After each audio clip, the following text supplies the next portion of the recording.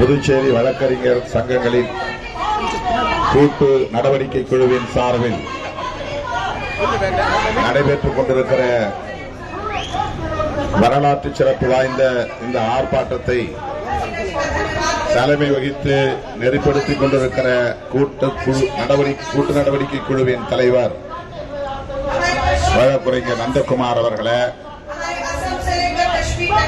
செயலாளர் பன்னீர்செல்வம் அவர்களே, பொருளாளர் ரவி அவர்களே, ஒருங்கிணைப்பாளர்கள் சுப்பிரமணியன் அவர்களே, திருச்சி பாலசுப்பிரமணியம் அவர்களே மற்றும் கார்த்திகேயன், வேல்முருகன்,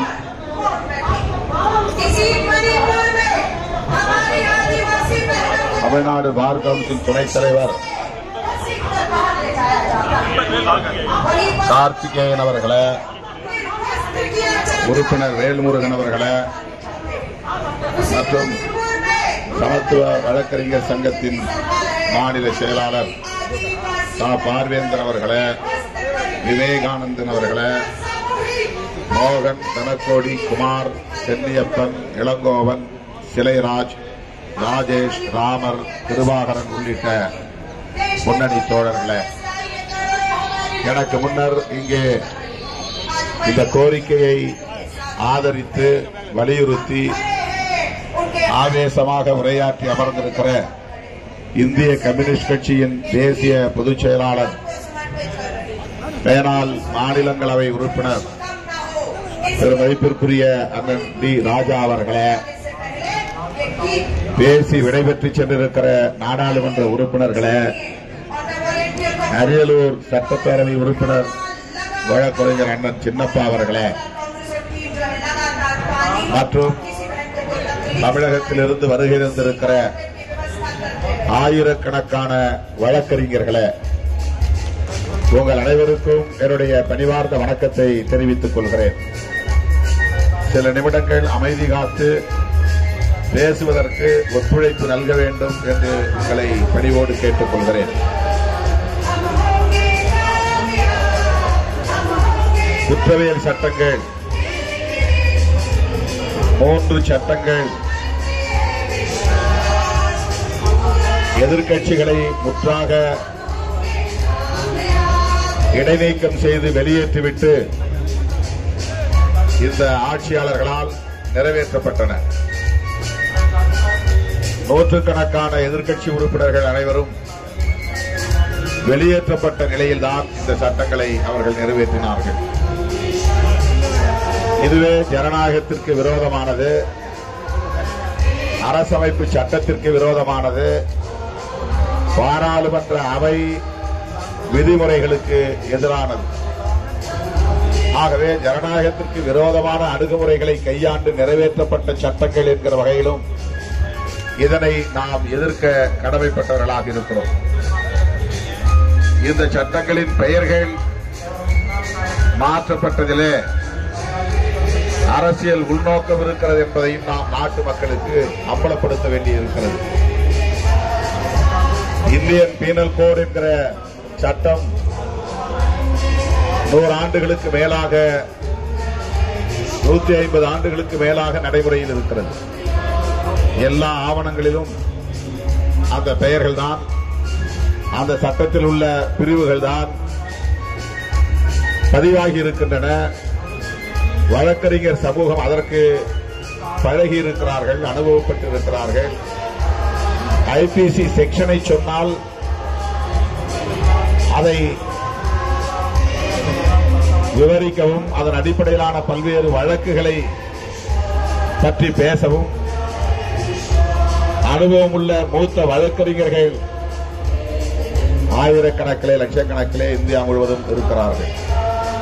அந்த அளவுக்கு 150 ஆண்டுகளுக்கு மேலாக பழக்கப்பட்ட ஒரு பெயரை திடுமென அவர்கள் மாற்றியதன் நோக்கம் என்ன? ஆட்சியாளர்களின் இத்தகைய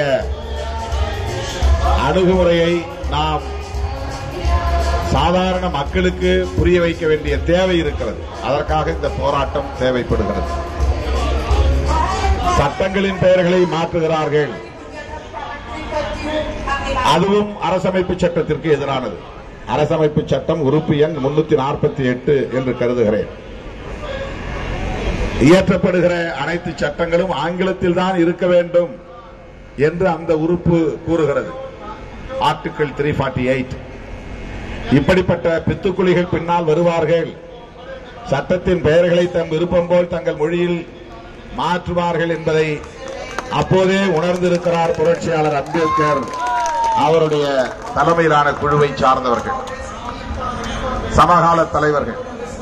ஆகவே எவ்வளவு பொறுப்புணர்வோடு தொலைநோக்கு பார்வையோடு சட்டங்கள் இயற்றப்படுமானால் இயற்றப்படுகிற ஒவ்வொரு சட்டமும் ஆங்கிலத்தில் பெயரை கொண்டவையாக இருக்க வேண்டும்.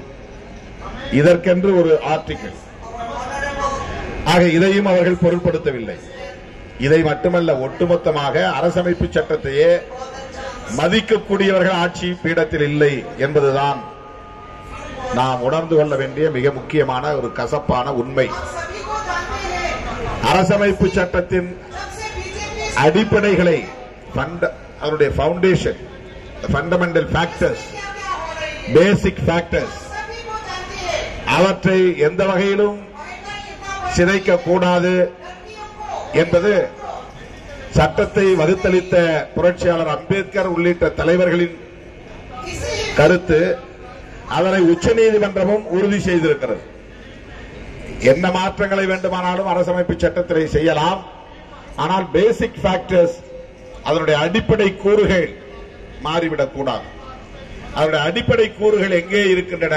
அதுதான் preamble of the constitution. The preamble of the constitution, சட்டத்தின் அரசமைப்பு சட்டத்தினுடைய முகப்புரையில் என்ன கோட்பாடுகள் சொல்லப்பட்டிருக்கின்றனவோ அந்த கோட்பாடுகளை சிதைக்க கூடாது. அது மிக முக்கியமானது.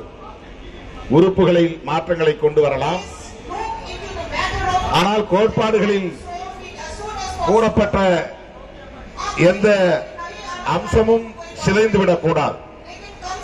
இப்படி சிதைத்து விடுவார்கள் என்பதற்காகத்தான் மிசா காலத்திலே, அது விமர்சனத்துக்குரியதுதான், காங்கிரஸ் ஆட்சி காலத்திலே மிசா என்கிற ஒரு சட்டத்தை கொண்டு வந்து பெரிய அளவிலே அரசியல் பதற்றத்தை ஏற்படுத்தினார்கள். அரசியல் பகைவர்கள் பந்தாடப்பட்டார்கள் என்பது விமர்சனத்திற்குரியவை. ஆனால் அதை தாண்டி அந்த பிரியாம்பிள் என்பதிலேயே ஒரு அமெண்ட்மெண்ட் கொண்டு வந்து அந்த கோட்பாட்டை காப்பாற்றுவதற்கான இணைப்பை செய்தார்கள். அதுதான் செக்குலரிசம் என்கிற ஒன்று, சோசலிஸ்ட் என்கிற ஒரு சொல். இவை இரண்டும் அதில் இணைக்கப்பட்டது. Sovereign, socialist, secular, democratic republic. நம்முடைய இந்திய அரசு, ஒன்றிய அரசு எப்படிப்பட்ட அரசு என்பதை பிரியாம்பிள் ஆஃப் த கான்ஸ்டிடியூஷன் விவரிக்கிறது. அரங்கேற்றம் செய்யப்பட்ட போது, நடைமுறைக்கு வந்தபோது 1950 ஜனவரி 26 அதில் இருந்த 3 சொற்கள் டெமோக்ராட்டிக், சாவரின், டெமோக்ராட்டிக் ரிபப்ளிக் என்பதுதான். ஆனால் அதனுடைய அடிப்படை கூறுகள் என்னவென்றால் அதில் செக்குலரிசம் என்பதும் சோசலிசம் என்பதும் மிக முக்கியமானவை என்பதனால்தான் 76 மிசா கொண்டு வந்த போது பிரியாம்பிள் என்பதிலேயே ஒரு அமெண்ட்மெண்ட் கொண்டு வந்து இந்திரா காந்தி அம்மையார் sovereign, socialist, secular, democratic republic, அந்த செக்குலரிசம் என்கிற சொல்லையும் சோசலிசம் என்கிற சொல்லையும் அதிலே இணைத்து இதுதான் உண்மையான அடிப்படை கூறு, இதனை யாரும் பின்னாளில் சிதைக்கக்கூடாது என்கிற ஒரு உறுதியை அவர்கள் தந்தார்கள். அதனையே சிதைக்கிற கும்பலின் கைகளில் தான் இன்றைக்கு ஆட்சி அதிகாரம் சிக்கியிருக்கிறது. செக்குலரிசம் கூடாது, சோசலிசம் கூடாது, இந்த 2 சொற்களையுமே கான்ஸ்டிடியூஷனில் இருந்து எடுக்க வேண்டும் என்று சுப்பிரமணிய சாமி போன்றவர்கள் வழக்கு தொடுத்து சுப்ரீம் கோர்ட்டிலே, உச்ச நீதிமன்றத்திலே இன்றைக்கும் அது நிலுவையிலே இருக்கிறது. சுப்பிரமணிய சுவாமி அந்த கட்சியை விமர்சிக்கக்கூடியவராக இருக்கலாம், ஆனால் அந்த சிந்தனை உள்ளவர்களின் ஒரு சான்றாக விளங்கக்கூடியவர் தான் சுப்பிரமணிய சாமி. அப்படிப்பட்ட சிந்தனை உள்ளவர்களின் கைகளில் தான் 3வது முறையாக ஆட்சி சிக்கி கிடக்கிறது. அவர்களின் அடிப்படை நோக்கமே, முதன்மை நோக்கமே இந்திய அரசமைப்பு சட்டத்தை நீர்த்து போக செய்வதுதான். அதிலே ஒன்றுதான் இந்த பெயர் மாற்றம். எல்லாவற்றையும் சமஸ்கிருதமயமாக்குதல், சான்ஸ்கிரிட்டைசேஷன், சமூக தளத்திலே எல்லாவற்றையும் சனாதனமயப்படுத்துதல், சனாதனைசேஷன். இந்த இரண்டும் இன்றைக்கு ஆட்சி பீடத்திலே அமர்ந்திருப்பவர்களின் மிக முக்கியமான நிலைப்பாடுகளாக இருக்கின்றன. அத்துடன் அனைத்தையும் கார்ப்பரேட் மயமாக்குதல், கார்ப்பரேட்டைசேஷன். ஆக இந்த ஆட்சியாளர்களின் அடிப்படை கோட்பாடு பொருளாதார தளத்திலே எல்லாவற்றையும் தனியார் மயமாக்கி, கார்ப்பரேட் மயமாக்கி, தனியாரின் கைகளிலே ஒப்படைத்து விடுவது. அப்போதுதான் சமூக நீதியை நீர்த்து போக செய்ய முடியும். இடஒதுக்கீடு என்பதை இல்லாமலாக்க முடியும். அது அவர்களின் முக்கியமான நோக்கம். இரண்டாவது, அட்மினிஸ்ட்ரேஷன் என்கிற நிர்வாக ஆட்சி நிர்வாக தளத்தில் சனாதனமயப்படுத்துதல், சமஸ்கிருதமயப்படுத்துதல் என்பதிலே குறியாக இருக்கிறார்கள். இந்த தேசத்தின் பெயரையே இந்து ராஷ்டிரா என்று மாற்றுவதுதான் அவர்களின் அல்டிமேட் எய்ம், அவர்களின் இறுதி இலக்கு. இந்தியா என்ற பெயரில் அவர்களுக்கு உடன்பாடு கிடையாது. பாரத் என்றும் இந்தியா என்றும் அரசமைப்பு சட்டத்திலே சொல்லப்பட்டாலும் கூட அன்றைக்கு இருந்த சனாதன சக்திகளின் அழுத்தத்தால் தான் அதற்கு கூட அம்பேத்கர் பாரத் என்கிற சொல்லை இணைத்துக் கொள்ள உடன்பட்டார். அதை இணைத்துக் கொள்ளலாம். ஆனால் அவருடைய அடிப்படை கூறுகளில் எந்த சமரசமும் அவர் செய்து கொள்ளவில்லை. ஆகவே அவர்கள் இன்றைக்கு பாரத் என்கிற பெயரை கூட மாற்றி இந்து ராஷ்டிரா என்று வெளிப்படையாக பிரகடனம் செய்ய வேண்டும். இது செக்குலரிசத்திற்கு எதிரானது. அரசமைப்பு சட்டத்தினுடைய அடிப்படை கூறுகளில் ஒன்றான செக்குலரிசம் என்கிற மதசார்பின்மைக்கு எதிரானது. ஆகவேதான் அவர்கள் திட்டமிட்டுத்தான் காய்களை நகர்த்துகிறார்கள், ஒவ்வொன்றாக நடைமுறைப்படுத்தி வருகிறார்கள், பகுதி பகுதியாக நிறைவேற்றி வருகிறார்கள். கடைசியாக அரசமைப்பு சட்டத்தையே தூக்கி எறிந்துவிட்டு மனுஸ்மிருதி தான் இந்த நாட்டின் அரசமைப்பு சட்டம் என்று அறிவிக்கக்கூடிய இடத்திலே இருக்கிறார்கள். இந்த தேர்தலில் மட்டும் இந்தியா பிளாக் உருவாகாமல் இருந்திருந்தால், அரசமைப்பு சட்டத்திற்கு ஆபத்து என்று தொடர்ந்து உரத்து பேசாமல் இருந்திருந்தால், அவர்கள் சோலோ மெஜாரிட்டி என்கிற தனிப்பெரும்பான்மையை பெற்றிருப்பார்கள். தனிப்பெரும்பான்மையை பெற்றிருந்தால் இப்படி நம்மால் போராடக்கூட முடிந்திருக்கிறது. மிகப்பெரிய நெருக்கடியை தந்திருப்பார்கள். எடுத்தேன் கவிழ்த்தேன் என்று செயல்படுவதற்கு அவர்கள் இப்போதே தயாராகிவிட்டார்கள். எந்த எல்லைக்கும் போக தயாராக இருக்கிறார்கள். எந்த பொலிட்டிக்கல் எத்திக்ஸ் என்கிற நியாயங்களுக்கு கட்டுப்பட அவர்கள் தயாராக இல்லை. தங்களின் அஜெண்டாவை நிறைவேற்றுவதில் குறியாக இருக்கிறார்கள். அதிலே படிப்படியாக நிறைவேற்றி வருகிறார்கள் என்பதிலே ஒன்றுதான் ஐபிசி என்கிற பெயரை பாரதிய நியாய சன்ஹிதா என்று மாற்றுவது. என்ன இதிலே அவர்களுக்கு பெரிய மாற்றத்தை கொண்டு வந்து சட்டத்தை இதனால் தீவிரமாக நடைமுறைப்படுத்த போகிறார்கள். இந்த பெயர் மாற்றத்தில் என்ன இருக்கிறது? ஆனால் அவர்களின் அஜெண்டா இந்திய தண்டனை சட்டம், அதுல பீனல் என்பது இருக்கிறது. பீனல் என்கிற சொல்லுக்கு நேர் பொருத்தமான சொல்லா நியாயம் என்பது என்றால் கிடையாது. பாரதிய நியாய சன்ஹிதா என்பது தண்டனை சட்டம் என்கிற சொல்லுக்கு பொருத்தமானது அல்ல. ஆனாலும் மாற்றுகிறார்கள்.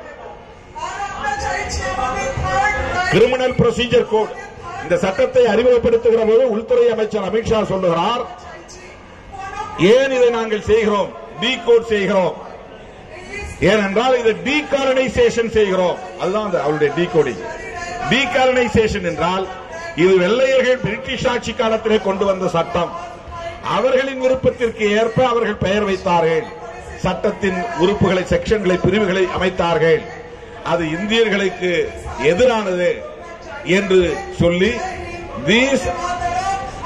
இந்த சட்டங்கள் framed by Indians for Indians, இதுதான் அந்த டீகாலனைசேஷன் அவர் சொல்லுவது. அது வெள்ளையர்களால் உருவாக்கப்பட்டது, இது இந்தியர்களுக்காக இந்தியர்களால் உருவாக்கப்பட்டது என்று ஒரு புதிய விளக்கத்தை சொல்லுகிறார். இந்தியன் பீனல் கோடு தான் 1860 வந்த சட்டம். ஆனால் கிரிமினல் ப்ரொசீஜர் கோட் 1973, அது பிரிட்டிஷ் ஆட்சி காலத்திலே வந்தது அல்ல. அந்த பெயரை ஏன் மாற்ற வேண்டும்? அரசமைப்பு சட்டத்தை வகுத்தவர்கள் பிரிட்டிஷார் அல்ல, புரட்சியாளர் அம்பேத்கர் உள்ளிட்ட இந்தியர்கள் தான் வகுத்தார்கள். அதுல என்ன டீகாலனைசேஷன்? அரசமைப்பு சட்டத்தை மாற்றுவதற்கான முன்னோட்டம் தானே இது. 348வது உறுப்பு சட்டங்களின் பெயர்கள் ஆங்கிலத்தில் தான் இருக்க வேண்டும் என்று சொன்ன பிறகும், அது உறுதிப்படுத்தப்பட்ட பிறகும் அதை ஒரு பொருட்டாக கூட மதிக்கவில்லை என்று சொன்னால் இவர்கள் அரசமைப்பு சட்டத்தை மதிக்கிறார்களா அவமதிக்கிறார்களா என்பதை நாம் புரிந்து கொள்ள வேண்டும். இதை சாதாரண மக்கள் புரிந்து கொள்வதை விட சட்டத்தை எப்போதும் கையில் சுமந்து கொண்டிருக்கிற வழக்கறிஞர் சமூகம் புரிந்து கொள்ள வேண்டும். இவர்களை அம்பலப்படுத்த வேண்டும். அதுதான் மிக முக்கியமானது. கிரிமினல் ப்ரொசீஜர் கோட் என்பது நீதிமன்ற நடவடிக்கைகளுக்கான வழிகாட்டுதல் சட்டம். அது ஒரு குற்றம் நிகழ்ந்தால் உடனடியாக போலீஸ் எப்படி செயல்பட வேண்டும், எப்படி எஃப்ஐஆர் பதிவு செய்ய வேண்டும், எப்படி புலனாய்வை மேற்கொள்ள வேண்டும், அதில் நீதித்துறையின் பங்கு என்ன, அந்த வழக்கை எப்படி விசாரிக்க வேண்டும், பிராசிக்யூஷன், கைது செய்யப்பட்டவர்களை எப்படி அரெஸ்ட் செய்ய வேண்டும், அரெஸ்ட் செய்வதற்கான வழிமுறை என்ன, கைது செய்யப்பட்டவர்களை எப்படி பிணையிலே விட வேண்டும், பெயில் எப்படி விட வேண்டும், இதை பற்றி சொல்லுகிற ஒரு சட்டம். இதுல என்ன டீகாலனைஸ் பண்ண வேண்டிய தேவை இருக்கிறது? இதுல பிரிட்டிஷாருடைய ஆதிக்கம் எங்கே இருக்கிறது? காலனைசேஷன் என்ன இருக்கிறது? இதுல இந்த சட்டத்தின் பெயரை மாற்றுவதன் மூலம் எப்படி இதை டீகாலனைஸ் பண்ண முடியும்? எவ்வளவு பெரிய அயோக்கியத்தனம் இது! உண்மை நோக்கம் வேறு, நம்மை ஏமாற்றுகிறார்கள். சான்ஸ்கிரிட்டைசேஷன் என்பதுதான் அவர்களின் அஜெண்டா. நிர்வாகத்தின் அனைத்து பகுதிகளையும் அவர்கள் சமஸ்கிருதமயப்படுத்த வேண்டும். அப்போதான் இந்தியின் ஆதிக்கத்தை நிலைநாட்ட முடியும். இந்தியும் சமஸ்கிருதமும் இணையான ஒன்றுதான். நேரடியாக இந்தியை திணிப்பதற்கு பதிலாக அவர்கள் சமஸ்கிருதத்தையும் முன்னால் கொண்டு வந்து பிறகு அதை நடைமுறைப்படுத்த போகிறார்கள். இது 25 ஆண்டுகளுக்கு பின்னால் இந்தியாவை இப்படித்தான் ஆக்க வேண்டும் என்கிற அஜெண்டாவோடு தொடர்புடையது. இந்தியா முழுவதும் வேறு மொழிகளை மக்கள் பேசினாலும் கூட அனைவரும் இந்தியை தெரிந்திருக்க வேண்டும், இந்தியை பேச வேண்டும். எல்லோரும் எதிர்காலத்திலே இந்தி வாழாக்களாக மாற வேண்டும். ஒன் நேஷன் ஒன் லாங்குவேஜ், இதுதான் அவருடைய அஜெண்டா. ஒரே தேசம் ஒரே மொழி, ஒன் நேஷன் ஒன் ரிலீஜன், இதுதான் அவர்களின் அஜெண்டா. இந்தியாவில் எத்தனை மதங்கள் இருந்தாலும் ஒரே மதம் இருக்க வேண்டும். ஏனென்றால் ஒன் நேஷன் ஒன் கல்ச்சர், அதுதான் அவர்களின் அல்டிமேட் எய்ம். இந்தியாவிலே ஒரே கலாச்சாரம் தான் இருக்க வேண்டும்,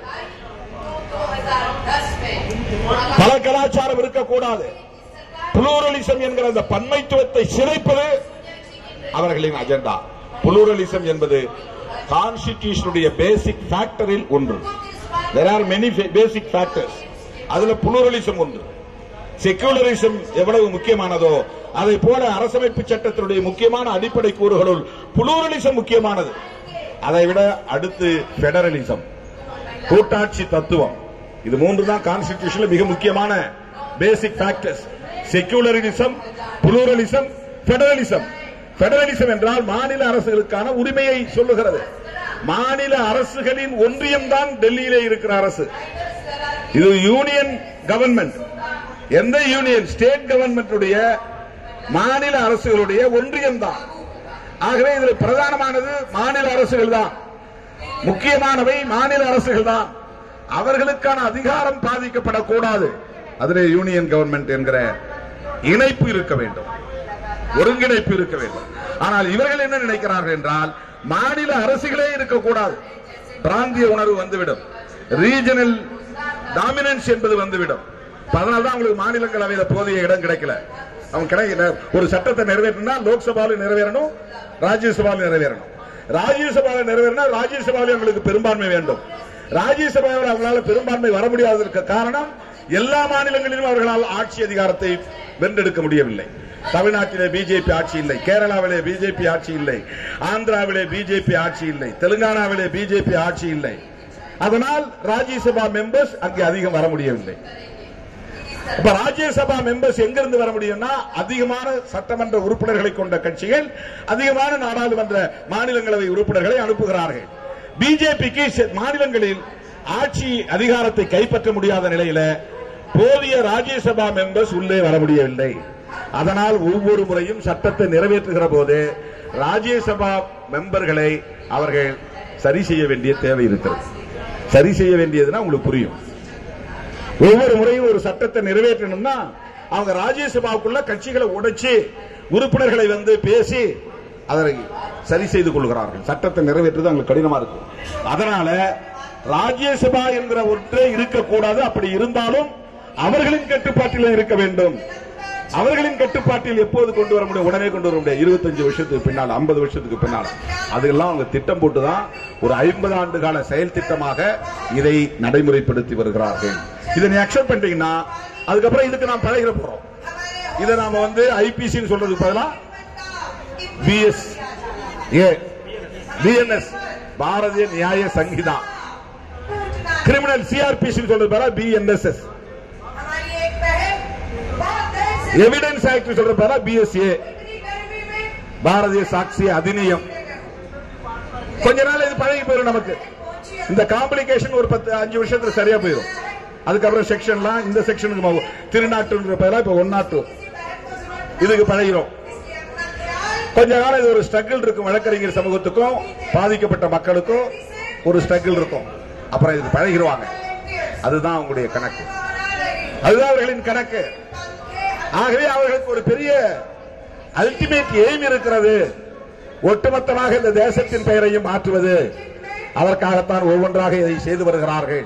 இந்த அடிப்படையை புரிந்து கொண்டு இந்த போராட்டத்தை நாம் மேலும் தீவிரப்படுத்த வேண்டிய தேவை இருக்கிறது. இன்றைக்கு தமிழ்நாடு இதற்கு முன்னோடியாக இருக்கிறது. எல்லா பிரச்சனையும் தமிழ்நாடு தான் முன்னோடி. மற்ற மாவட்டம் நீட் எதிர்ப்பு யாரும் இன்னைக்கு தான் பேசுறாங்க. இப்ப எல்லாரும் நீட் வேண்டாம். இதை நாம எத்தனை வருஷமா பேசிட்டு இருக்கிறோம்? நீட் அறிமுகப்படுத்தின நாள்ல இருந்து பேசிட்டு இருக்கிறோம். இந்தி திணிப்பை தமிழ்நாடு தான் முதல்ல எதிர்த்தது. இன்றைக்கு கர்நாடகாவிலும் இந்த குரல் கேட்கிறது, ஆந்திராவிலும் இந்த குரல் கேட்கிறது. தொடக்க காலங்களில் அப்படி இல்லை. இந்தி திணிப்பை ஏன் எதிர்க்கிறோம் என்றால் சமஸ்கிருதம் தானா வந்துடும்.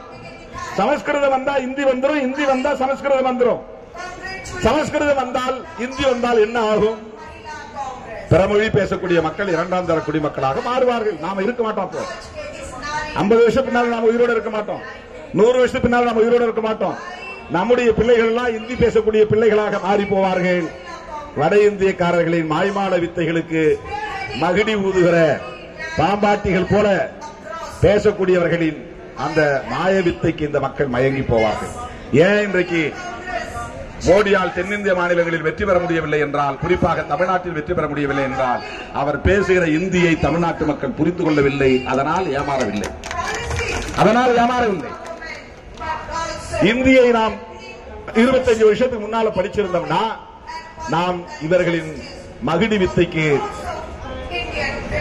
ஆளாகி இருப்போம், மயங்கி போயிருப்போம், வீழ்ந்து போயிருப்போம்.